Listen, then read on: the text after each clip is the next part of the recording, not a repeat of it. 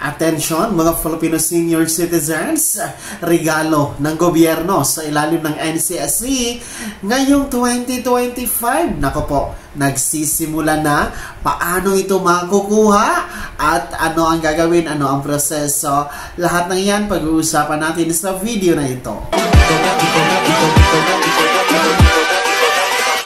Hold up.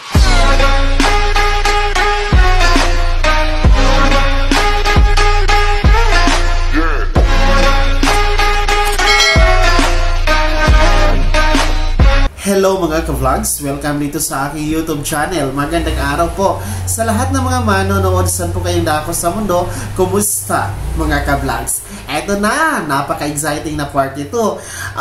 Magandang balita, no? Dito sa ating mga Filipino senior citizens.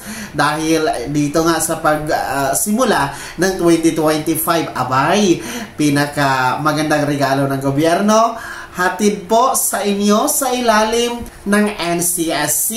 So, mamaya-maya ating yung pag-uusapan magkano makukuha yung sinasabi nating regalo na yan, ha? Pero bago ang lahat, kung bago ka pa lang dito sa aking YouTube channel o di kaya hindi ka pa nakasubscribe, abay, click nyo muna ang ating subscribe button na nasa baba. Huwag nyo kalimutan na pindutin ang notification bell. Ilagay nyo po sa all para naman updated kayo sa lahat ng mga videos na aking i-upload. So, ito na nga po, no, mga Filipino senior citizens, dahil effective noong January 1, 2025, noon po yung Miyerkules ay epektibo na pong nagsimula ang implementasyon dito sa magandang regalo ng gobyerno nitong pagbungad po ng 2025 para sa ating mga senior citizens. Ito po ang Expanded Centenarian Act Cash Benefits na nagkakahalaga po ng 10,000 pesos po yan, mga lolo at lola. At dahil nga po yung January 1 no Miyerkules ay holiday, no, national holiday dahil nga po sa New Year. So, actually, kahapon po, January 2, ay kasi simula pa lang, no? Dahil kahapon yung balik ng mga opisina, no, ng gobyerno, kabilang po ang NCSC at ang Office of the Senior Citizen Affairs or OSCA na siyang tatanggap po ng aplikasyon para sa inyong cash gift na 10,000 pesos. So, para po ito, no, ulitin ko, para ito sa mga lolo at lola na meron pong insaktong edad na 80, 85, 90 at 95 years old. So, yung mga edad na yon, sila po yung sinasabi dito sa Expanded Centenarian Act, cash benefit, na pwedeng maka-apply at makakuha ng 10,000 pesos. Exact, no? Exact. Walang labis, walang kulang. 80, 85, 90 at 95 years old. At kung yan po ang inyong edad simula noong January 1, 2025, pataas, no? Abay, pwede na kayong mag-apply. Ang gagawin nyo po, una, mag-download kayo o mag-print, no, ng inyong application form. So, ang application form for 10,000 pesos cash gift ay pwede nyo po yung ma-download sa website ng NCSC. So, punta lamang po kayo sa website ng NCSC. I-type nyo po sa Google sa inyong cellphone ang www.ncsc.gov.ph. And then, makikita nyo po dyan, no, yung how to apply. Click nyo po yan, then scroll down nyo lang. Makikita nyo po, no, sa baba yung downloadable forms at piliin nyo po yung application form. Then, makikita nyo na po yung tinatawag natin na application form for 10,000 pesos cash gift. And yun po ay inyong isasubmit sa OSCA.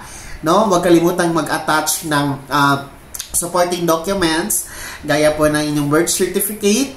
Kung wala kayong birth certificate, wala namang problema dahil may ibang option naman po. Gaya po ng primary valid ID, no? Yung baka meron kayong SSS ID, UMID, yung postal ID, driver's license, Philippine passport, no?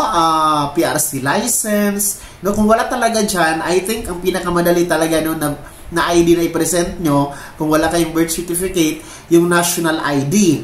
Dahil ang national ID, siguro naman lahat tayo nakarehistro na no, sa PhilSys, at siguro sa ating mga lola at lola ay dumating na ang inyong national ID card.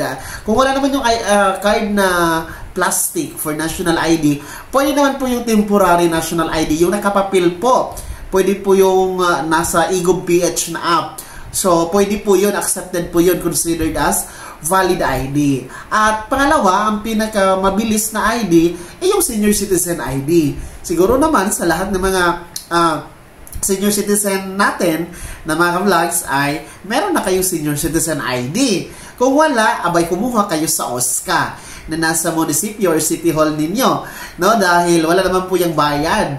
Madali lang po yung makuha yung senior citizen ID, mga ka-vlogs. So, yon po yung mga i-attach nyo doon sa application form at ipasa, no? Isubmit nyo po sa Office of the Senior Citizen Affairs na nasa LGU ninyo, and then mag-antay kayo kung tawagan kayo kasi i-evaluate pa yung application ninyo kung talagang kayo ay umabot nga po sa edad na mga yan, no? The milestone of 80, 85, 90 at 95 years old. And then, si Oscar na po ang mag-inform sa inyo kung pasado or hindi, no? At kung saan po kukunin, ano po ang method sa pag-release ng inyong 10,000 pesos cash gift. So, magandang balita ito, no? Dito sa ating pagsabak, pagsisimula pa lang nitong taon 2025. Napakagandang regalo ito ng ating gobyerno. Sa ilalim na po ito ng National Commission of Senior Citizens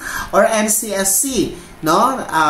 Sa pagsabak nitong taon na ito ay ito na yung bubungan, no? Talagang biyaya agad, benepisyo agad, no? Cash gift agad na 10,000 pesos sa ilalim dito sa Expanded Centenarian Act cash benefit na 10,000 pesos. Kaya po, no, simulan nyo na mag-apply, no? Basta yung mga edad na yun, huwag kaligtaan 80, 85, 90 at 95 years old, no? Kahit ang birthday ninyo sa susunod pa na mga buwan, pwede na mag-advance 4 to 6 months bago ang inyong birthday, bago po ang inyong mga edad na milestone na dineclare po dito sa batas na ito, sa benepisyo ito. Pwede kayo mag-advance na mag-apply ng mas maaga po na maproseso at mas maagang makuha ninyo ang inyong 10,000 pesos cash gift.